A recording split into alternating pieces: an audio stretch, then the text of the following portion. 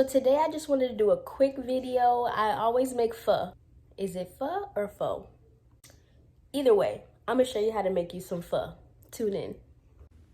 Here's a list of ingredients that you will need to make your broth. You can start off with veggie stock, chicken stock, or beef stock. Combine your broth and your fish sauce and pour into a saucepan and bring to a boil. Next, add in your star anise, bay leaves, garlic, and hoisin. Cut and peel a quarter of an onion and roast it on an open flame for about 3 or 4 minutes. Add your roasted onion to your stock and simmer on low from anywhere between 30 minutes to an hour. The longer it simmers, the richer the flavor. While that's simmering, you can cook your noodles. You can use any type of noodle that you like to use for your ramen or pho, but I like to use lo mein noodles instead.